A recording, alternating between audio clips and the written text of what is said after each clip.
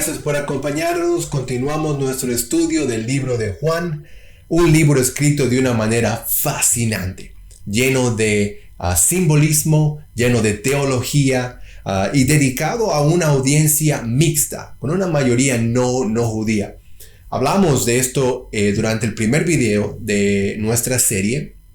Pero bienvenido a nuestro canal. Mi nombre es Roberto Galofré y junto a nuestra página web purabiblia.com fue creada con la finalidad de poder reunir recursos bíblicos en español que nos ayuden a fortalecer nuestros estudios de la Biblia. Así que te invito a que puedas suscribirte a nuestro canal presionando el botón rojo aquí abajo y a la misma vez, si presionas en la campanita que está al lado, serás notificado cuando nuevos videos son publicados.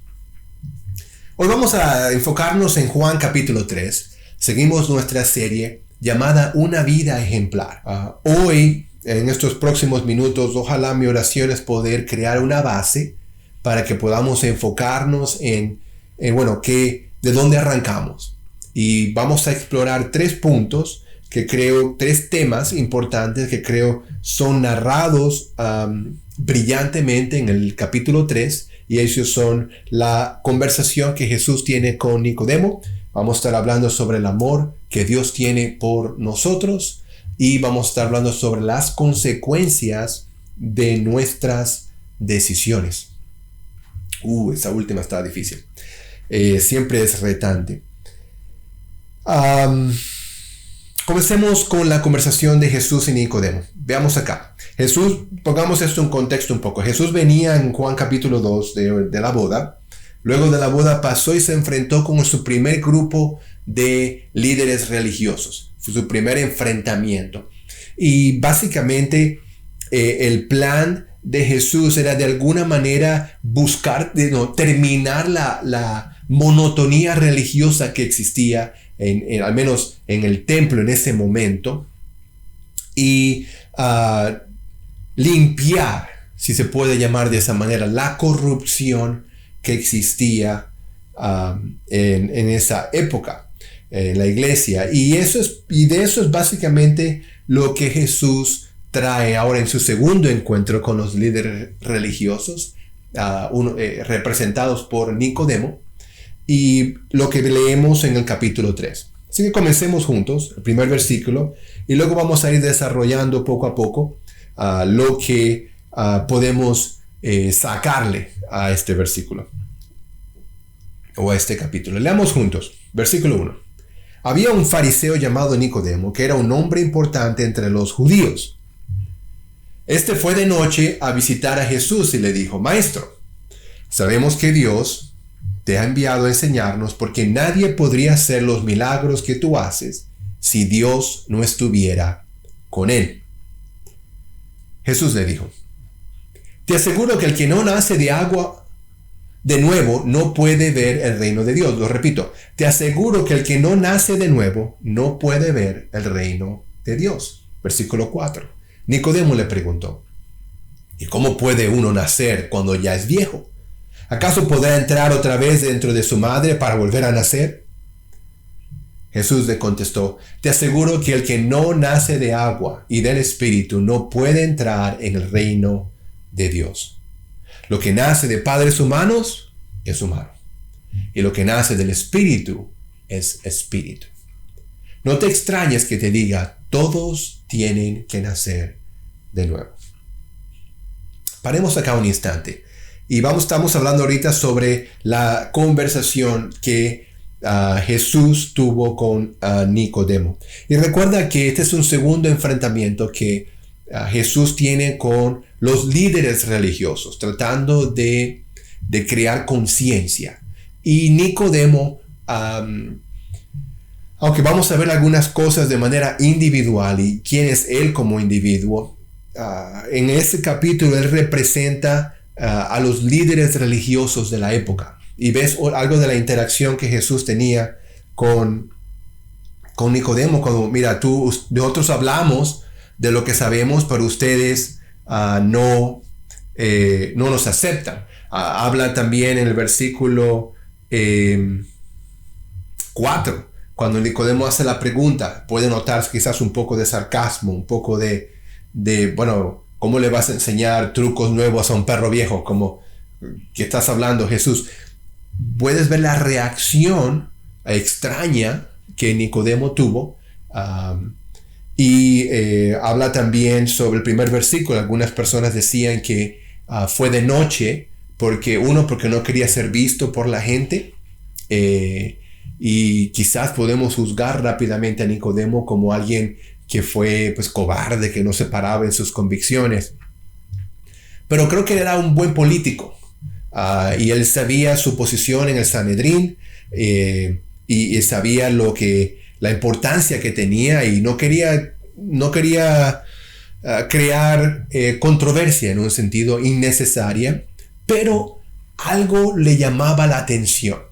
Algo en Jesús, él vio milagros, y por eso en el versículo 2, aunque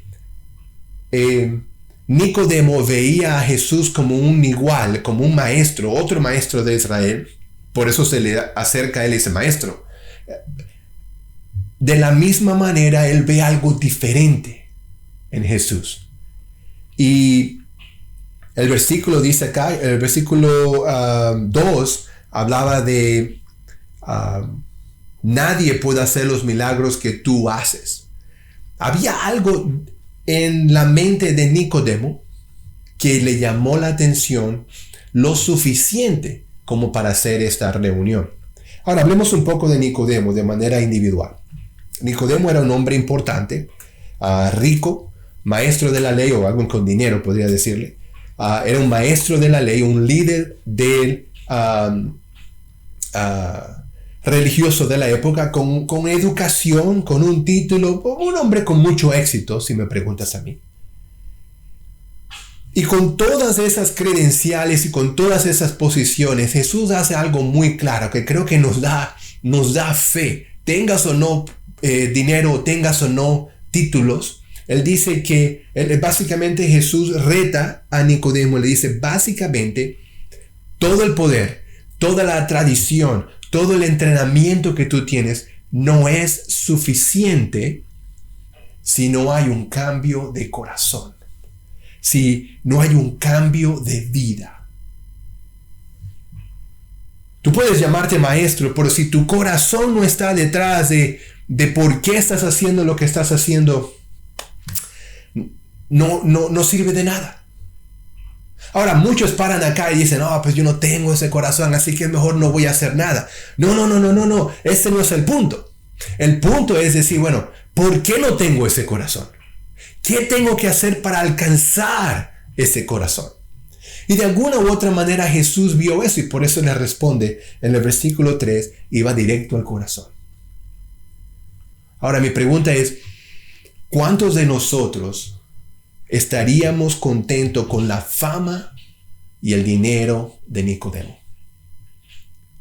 Para muchos diríamos, no, ya lo alcancé, llegué, soy famoso, tengo plata, tengo dinero, lidero una iglesia, soy importante. ¿Qué me hace falta? Pero Jesús ofrece algo mejor. Él ofrece algo más grande. Él ofrece algo eterno. Él ofrece algo que realmente nos llena como seres humanos. Porque te digo, si vas detrás de un título, cuando lo alcances todavía vas a estar hueco por dentro. Porque fuimos creados con ese hueco que solamente Dios puede llenar. Tengo otra pregunta para ti. ¿Cómo reaccionarías tú? Porque te digo, somos expertos en juzgar a otros. Somos expertos en decir, mira lo que hace, mira cómo lo dijo, y mira cómo reaccionó, y mira lo que hizo. ¿Cómo reaccionarías tú si alguien te confronta con ese punto de vista? Imagínate. Recuerda que, otra vez, lo digo a propósito de nuevo, para Nicodemo Jesús era otro rabí. Era otro maestro igual que él. Y aquí Jesús lo aclara y le dice, no, lo que tú necesitas, lo que tú y yo necesitamos, no es buscar otro maestro, no es más actividades en la iglesia, pero un nuevo corazón, un cambio de espíritu. Y eso lo logramos de acuerdo al versículo 3, naciendo de nuevo. Jesús, en su descripción del nuevo nacimiento, recuerda un tema conocido de las promesas del Antiguo Testamento. Y estas promesas esencialmente introducen tres temas principales. Uno, la reunificación de Israel. Número dos, a la limpieza y la transformación espiritual del pueblo de Dios. Y número tres, el reino del Mesías sobre Israel y sobre el mundo entero. Y aquí Nicodemo entendía que hacía falta un cambio. De hecho, algo lo movió a reunirse con Jesús, pero él no entendía la magnitud de las palabras de Jesús.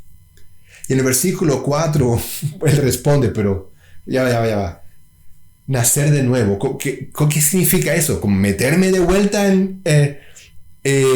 dentro de mi madre para poder volver a nacer? Estaba tomando las palabras literalmente y perdió el contexto de lo que estaba pasando acá.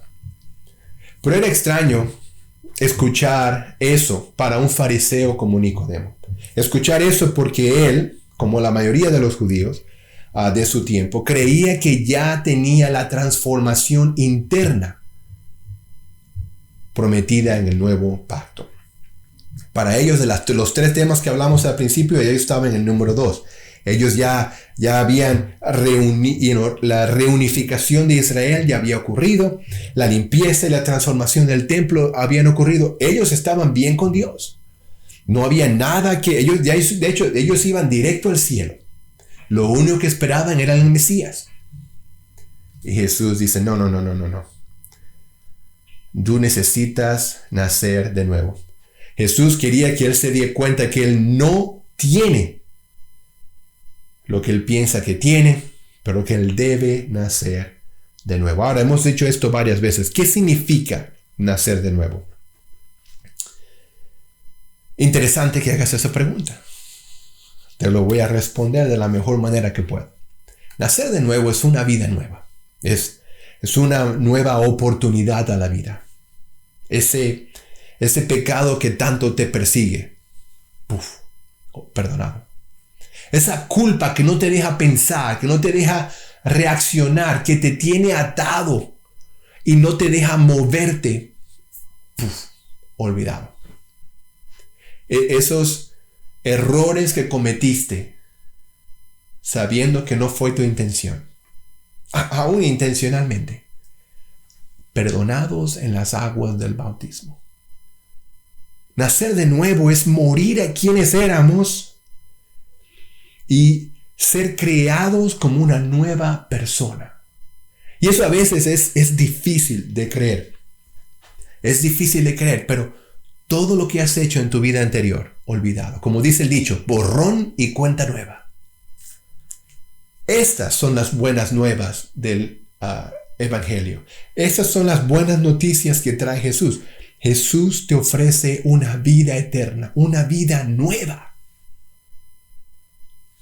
Ahora la pregunta es, ¿cómo empezamos? Eso suena rico, Roberto.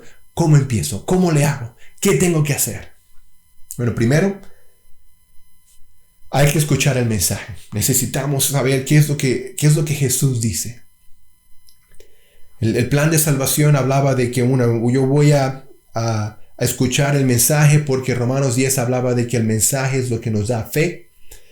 Escuchamos el mensaje. Luego de que escuchemos el mensaje, necesitamos creer en ese mensaje. Y una vez que creamos en ese mensaje, se toma fe. Una vez que tengamos esa fe para creer en el mensaje, ahí viene el arrepentimiento, cambio de vida, un giro de 180 grados. Voy a vivir, voy a hablar, voy a hacer, voy a vestirme, voy a actuar diferente. Si robaba, ya no robo. Si hago esto, ya no lo hago. Un cambio de nuestras vidas. Ahora, después de ese cambio, nacemos de nuevo en las aguas del bautismo. Porque cuando somos bautizados, imitamos a Cristo en la cruz. No más quien era antes. Nacemos de nuevo al salir de las aguas del bautismo. Y estoy poniendo algunas escrituras. Puedes leer, por ejemplo, Hechos 2, del 36 al 38. Habla mucho sobre el plan de salvación. Romanos 6, los primeros 2 versículos, habla mucho sobre sobre el bautismo y cómo en el bautismo imitamos a Cristo en su muerte y su resurrección. Cuando Jesús le habla a Nicodemo, le dice, tenés que nacer de nuevo, lo que le está diciendo es básicamente, este eres tú y este es Cristo. Cuando Cristo murió en la cruz por nuestros pecados, por fe creemos eso, dice que Él fue sepultado y resucitó al tercer día y está ahora sentado en la gloria, en la derecha del Padre. Pues nosotros, cuando tenemos nuestra vida pasada, llena de pecado, de errores, llena de culpa, cuando nosotros entramos en las aguas del bautismo, que el bautismo no es más que una sumersión profunda. Cuando tú entras en las aguas, es lo que bautismo significa en su palabra original. Cuando tú entras en las aguas del bautismo y eres sumergido, tú imitas la muerte de Cristo. No te dejamos 3 días bajo el agua. La idea es que solo entras al agua, completa sumersión, imitando su muerte. Luego, cuando tú sales del agua, tú sales representando una nueva creación, una nueva persona. Tus pecados quedan muertos, tu culpa queda atrás, y sale un nuevo Roberto Galofré. Y esa persona no va a ser perfecta. Yo no soy perfecto, no hay nadie perfecto. Romanos 3:23 dice que todos somos un desastre. Pero esa nueva persona que nace de nuevo, dice, no solo podrá ver el reino de Dios, pero es llamada a vivir una vida que modela arrepentimiento. No estoy hablando de perfección porque no existe, pero sí estoy hablando de una vida que modela arrepentimiento. Nacer de nuevo. Esto es lo que, en mi opinión, Jesús comunica a Nicodemo. Sabes, necesitas poner a un lado todo lo que tú crees que te salva y reconocer por fe que es Cristo y su muerte en la cruz lo que te trae vida. Y la Biblia enseña de que nosotros necesitamos escuchar el mensaje, creer en el mensaje, arrepentirnos de nuestros pecados y bautizarnos para el perdón de nuestros pecados, y al salir de las aguas del bautismo nacemos de nuevo. En todo esto, Jesús es el centro de nuestros cambios. En el versículo 6 dice, lo que nace de padres humanos es humano, y lo que nace del Espíritu es espíritu. Este cambio comienza cuando nosotros sinceramente reconocemos cómo vivimos y comparamos con lo que la Biblia dice. Y ese cambio necesario para entrar al reino de Dios viene de Dios, viene de su Espíritu. No hay hechos que nos salven, no hay buenas obras que nos salven, no hay sentimientos, no hay leyes, no hay, pero yo soy una buena persona, yo no he hecho nada malo a nadie. Eso no nos salva. Nos salva simplemente teniendo fe en Cristo, creyendo que Él es Jesús, el Hijo de Dios, que murió en la cruz por nuestros pecados. Teniendo fe en eso, eso es lo que nos salva. Solo la gracia de Dios reflejada en las aguas del bautismo. Y hay mucho que hablar de acá. Podemos hacer un estudio completo de todo esto. Pero al menos nos damos una base. Podemos seguir estudiando más. Escríbenos una pregunta. Si tienes alguna pregunta, escríbenos en los comentarios de abajo o por nuestra página web purabiblia.com. Pero sigamos acá, en el versículo 8. La Escritura dice, el viento sopla por donde quiere y aunque oyes su ruido, no sabes de dónde viene ni a dónde va. Así también son todos los que nacen del Espíritu. Y Nicodemo volvió a preguntarle, bueno, ¿cómo puede ser esto? Jesús le respondió, tú, que eres el maestro de Israel, ¿no sabes estas cosas?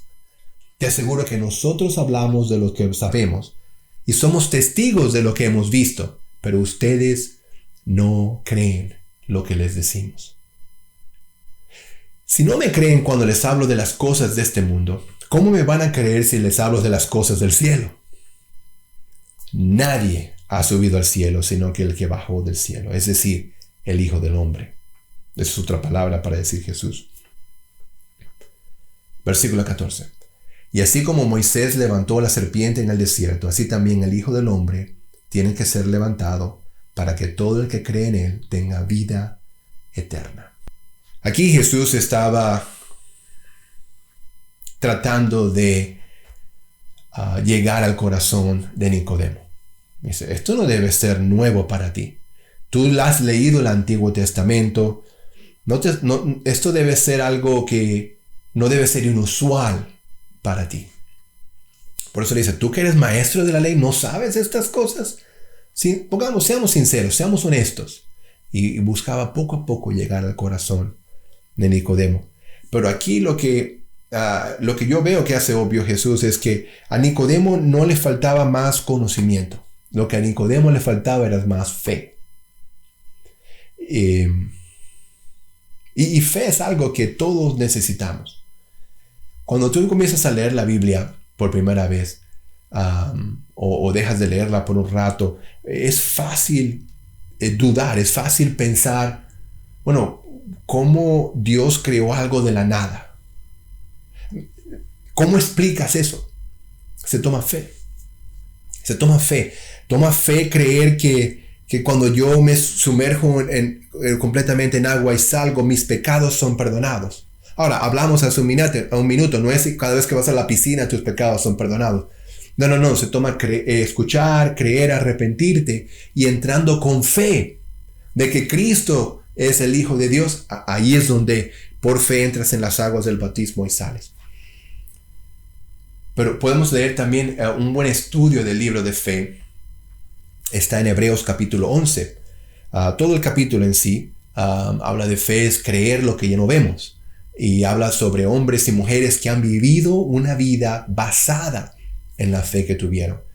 Un reto grandísimo sería escribir el nombre de esos hombres y mujeres y estudiar sus vidas, que creyeron, cómo tomaban decisiones, y luego ver cómo eso impacta en tu vida hoy. Eso sería un gran estudio de la Biblia. Obviamente siguiendo nuestro estudio del libro de Juan aquí también. Pero se toma fe, hablamos de eso. El poder del Espíritu Santo se enciende por medio de la fe. Lo repito, el poder del Espíritu Santo se enciende por medio de la fe. La fe es algo importantísimo. Y por mucho tiempo no entendía lo que el versículo 14 y 15 hablaba. No fue hace muy poco, preparándonos para esta serie, que los dos conectaron. Eso es fascinante. Cuando tú lees el 14 y el 15, cuando Jesús dice, así como Moisés levantó la serpiente en el desierto, así también el Hijo del Hombre tiene que ser levantado, para que todo el que cree en él tenga vida eterna, o pueda ser llamado el Hijo de Dios. Esos dos versículos hacen referencia a una historia en el Antiguo Testamento, que podemos estudiarla en otro momento, pero te le voy a dar referencia. Está en Números 21, el versículo 9. Y rápidamente te doy el contexto. Dice básicamente, el pueblo de Israel iba de un camino a otro y iban refunfuñando, estaban peleándose porque estaban cansados. Entonces dicen, se decían unos a otros, ¿pero por qué nos sacaron? Dios nos sacó del desierto. No tenemos agua, no tenemos comida, estoy cansado de comer este maná, cereal todos los días. Y estaban enojados, al punto en que Dios dice, ya, se acabó esto. Y estoy poniendo palabras humanas en Dios, pero yo diría, estos malagradecidos. Pero lo que Dios pensó, no lo sé. Pero lo que la Escritura dice, que Dios mandó unas serpientes venenosas para darles una lección. Y esas serpientes mordieron a muchos israelitas y muchos murieron. Al punto de que ellos se dieron cuenta de que esto era algo divino, que esto no era una casualidad o un error que ellos cometieron, un atajo, un lugar errado que ellos fueron, pero que ellos pecaron en contra de Dios. Entonces, Números 21 habla de cómo ellos, versículo 9, hablaban como ellos fueron a Moisés y dijeron: Moisés, perdón, hemos pecado contra Dios, hemos pecado contra ti. Pídele a Dios que por favor se lleve estas serpientes. Y lo interesante es que Dios le dice a Moisés: construye una serpiente como la que hemos visto, de bronce, y cuelga esa serpiente en un asta, en un palo. Cuando alguien es mordido por la serpiente, lo único que tiene que hacer es mirar a la serpiente de bronce, entonces será sano. Y así pasó. Alguien te mordía, mirabas la serpiente y era sano. Ahora, ¿qué tiene que ver uno con el otro? Mucho, muchísimo. No fue el palo lo que la salvó, no fue Moisés lo que le sanó a la gente de la mordedura de la serpiente, no fue ni siquiera la serpiente de bronce que hicieron. Era la fe que ellos pusieron en Dios lo que los sanó. Y de la misma manera, Cristo, cuando Él muere por nuestros pecados, Él es colgado en una cruz. Y su sacrificio por sí solo no nos salva. De hecho, eso explica el mundo en que vivimos. Si todos estuviéramos salvos, el mundo sería muy diferente, pero no es así. Esa fe que nosotros profesamos debe motivarnos a vivir una vida diferente, debe ser acompañada de hechos que demuestren una vida diferente. Pero el sacrificio de Cristo en la cruz no nos salva por sí mismo. La idea del versículo 14 es que nosotros, infectados por el pecado, necesitamos mirar a Cristo en la cruz con fe. Una fe que nos mueva a reconocer nuestra necesidad de un Salvador y aceptar su llamado a nacer de nuevo en las aguas del bautismo. Obediencia en fe. Y Dios usó en ese entonces en Números la serpiente, hoy en día usa el bautismo. En unas batallas en Jericó le dijo a la gente que diera 7 vueltas. En la salida de Egipto, que pusieran sangre en la puerta, sangre de cordero en la puerta. Son cosas que tú dices, pero ¿por qué? Él pudo haber dicho cualquier cosa. El punto no es lo que pidió hacer. El punto es la obediencia por medio de fe. Se toma fe, se toma obediencia, pero la recompensa vale la pena. Saltemos a esa segunda parte. Sigamos avanzando. En el versículo 16, ese es un versículo famoso. Y aquí vamos a hablar mucho sobre cómo el amor de Dios para el mundo. Esto es uno de los versículos más famosos y más memorizados. De hecho, aquí en Estados Unidos es muy popular verlo en los juegos de fútbol americano, especialmente en los de la universidad o los de la escuela. Juan 3:16. Dios amó tanto al mundo que dio a su único Hijo para que todo el que crea en Él no muera, sino que tenga vida eterna. Pero aquí podemos partir esto en pedazos. Hablamos aquí de esto un poco. Pues Dios amó tanto al mundo. Yo creo que esa es la motivación. Podemos ver aquí la motivación de Dios. ¿Por qué Dios hace lo que está haciendo? ¿Por qué creó el mundo? ¿Por qué nos creó a nosotros? ¿Por qué actúa de la manera que actúa? Yo creo que Él nos ama tanto. Y en este mundo que es tan fácil estar aislado o sentirse no amado, sentirse ignorado, es importante parar y reconocer que Dios nos ama. Que no solo nos creó, pero Él nos amó y nos ama y nos amará siempre. Dios creó el mundo, esa es su motivación. Y bueno, pero ¿cómo sabes que Él no nos amó? Pues dice, Dios amó tanto al mundo que dio a su único Hijo, o su Hijo único. Este es el método. Pues ¿cómo nos va a salvar? ¿Cómo nos va a cuidar? ¿Cómo nos va a rescatar? Entregando su único Hijo en la cruz. para el perdón de nuestros pecados. Porque alguien tiene que pagar. De acuerdo a la ley, alguien tiene que pagar. Por eso no somos salvos por la ley, somos salvos por la gracia. La gracia de Dios que envió a su Hijo en la cruz para que nosotros pudiéramos ser salvos. ¿Qué no hacemos nosotros por nuestros hijos? Hacemos lo que sea por protegerlos. Imagínate por un instante el amor que se toma para sacrificar a tu hijo por otra persona. Con la fe de que algún día esa persona se va a voltear y te va a amar de vuelta. Porque es un chance, 50 y 50. Ahora, ¿cuál es la recompensa? Dice, para que todo el que cree en Él no muera, sino que pueda ser llamado hijo de Dios. Dios nos amó, entregó su único Hijo, para que nosotros creamos en Dios, en Jesús, y no muramos, sino que tengamos vida eterna. Otra vez, aquí hay mucho simbolismo que Juan introduce durante todo el libro.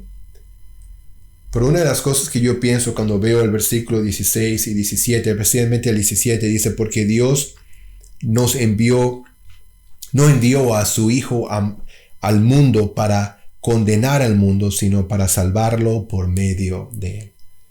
Por muchos años yo crecí creyendo que Dios vino al mundo para juzgarnos y enviarnos al infierno.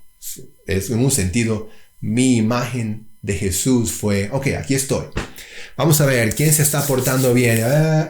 Infierno, infierno, infierno, infierno, infierno.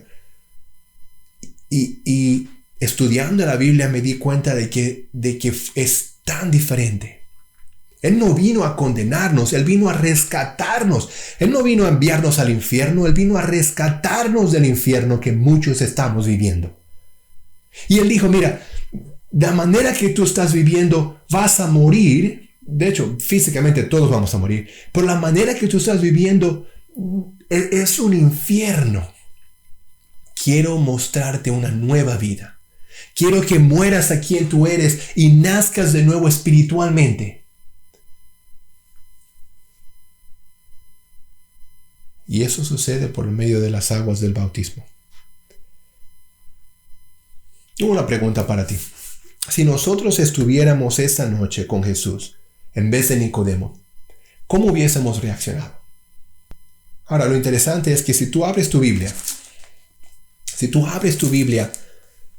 tú tienes la misma oportunidad que tuvo Nicodemo. Tú tienes la misma ventaja de poder leer acá las palabras de Dios, las palabras de Jesús,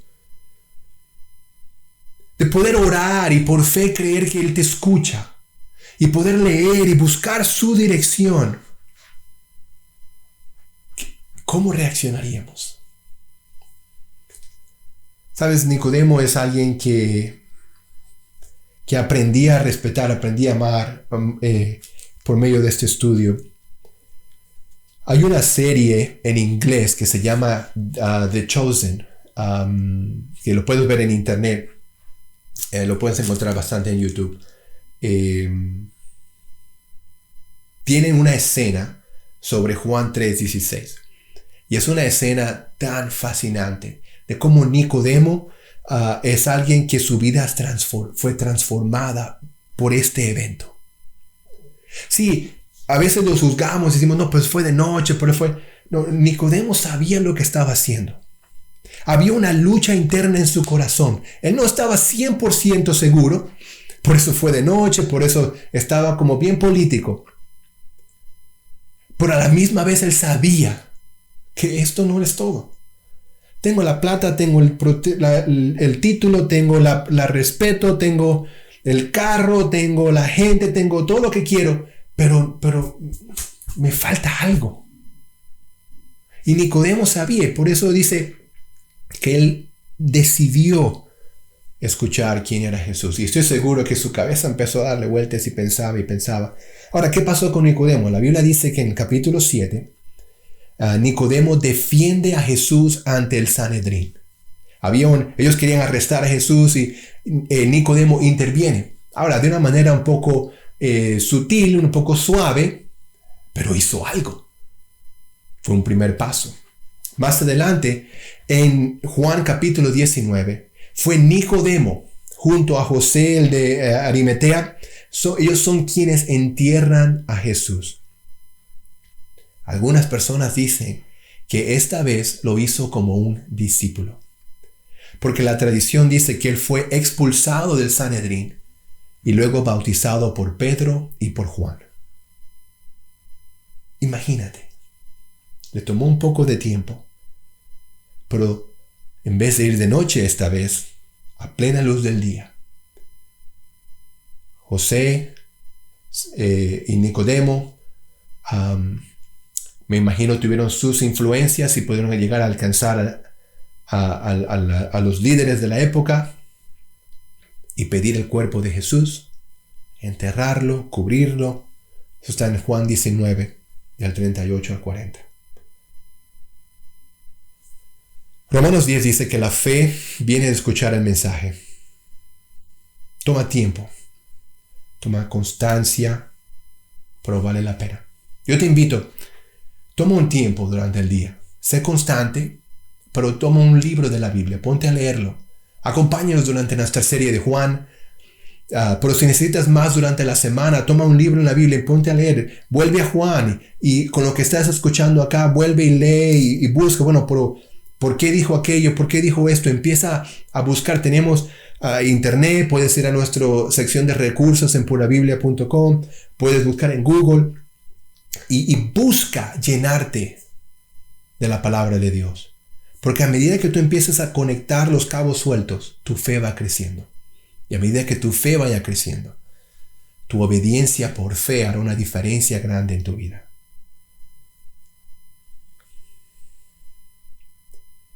Dijimos que el tercer tema era las consecuencias de nuestras acciones. Terminemos con eso. El capítulo 3 termina con un testimonio de Juan el Bautista. Y es muy parecido a lo que leímos en Juan capítulo 2. Él vuelve a narrar y a reafirmar que él no es el Cristo, que él no es el Mesías. Pero termina de una manera fascinante en el versículo 36. Dice, el que cree en el Hijo tiene vida eterna, pero el que no cree en el Hijo no tendrá esa vida, sino que recibirá el terrible castigo de Dios.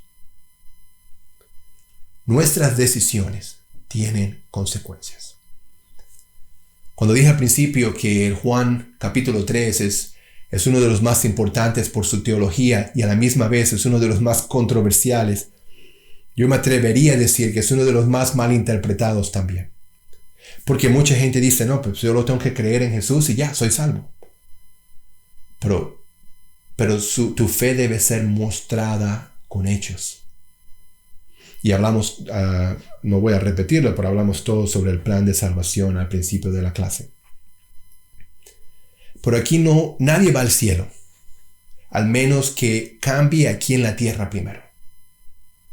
Y dices, bueno, Roberto, por entonces estás diciendo que somos salvos por hechos. No.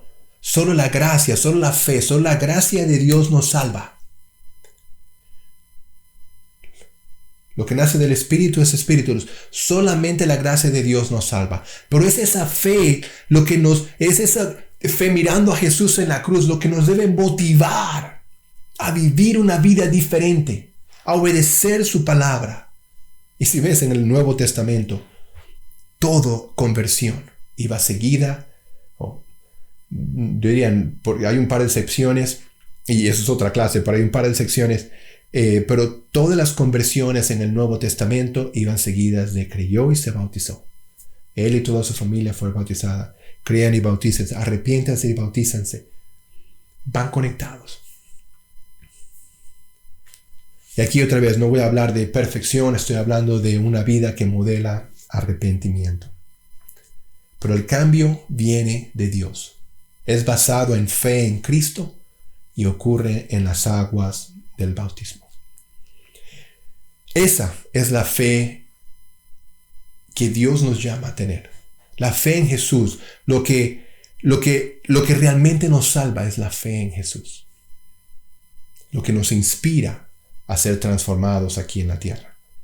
Y mientras más pienso en esto, más me convenzo de que todos somos Nicodemos. Todos tenemos me falta algo, pero quiero, pero me falta, y esa guerra por dentro. Y es mi oración que como nosotros reaccionemos a nuestro encuentro con Jesús, esa reacción tendrá consecuencias en nuestras vidas. Oro porque a medida que sigamos estudiando el libro de Juan, tú sigas meditando en lo que Dios te está llamando a hacer, en lo que Jesús te está llamando a hacer, a imitar sus pasos, a seguir sus pasos, a creer en Él, a seguirlo a Él. Porque creyendo en Él, tendremos el privilegio de ser llamados hijos de Dios. Jesús promete algo grande, una nueva vida, una vida que está libre de culpa, libre de llanto, libre de sufrimiento. El cielo. Y de aquí a allá va a haber muchos cambios. Y al igual que hay en una construcción, tú ves desastre y destrucción y golpes y ruidos, pero al final ves el edificio terminado y es hermoso. De la misma manera, Dios está ansioso de querer seguir trabajando en nuestras vidas, en nuestro corazón, y empezar a martillar, empezar a transformar, y las cosas se van a ver un poquito locas al principio. Pero al final, cuando Él termina con su obra, tú y yo terminaremos adorando al Dios de Dios y al Rey de Reyes. Gracias por tomar el tiempo de acompañarnos. Hay mucho más que cubrir, pero creo que cubrimos una buena base del capítulo 3. La semana que viene continuaremos con el libro de Juan, capítulo 4. Si tienes alguna pregunta, no dudes en escribirnos a correo a purabiblia.com. Puedes dejar un mensaje en los comentarios de abajo o escribirnos por medio de nuestra página web. Gracias. Si de alguna manera te ha ayudado lo que has escuchado hoy, te animo a que puedas compartirlo con otra persona. No dudes y no olvides suscribirte a nuestro canal para que seas notificado cuando nuevos videos son publicados. Nos vemos la semana que viene. Gracias por tu apoyo y por tus oraciones.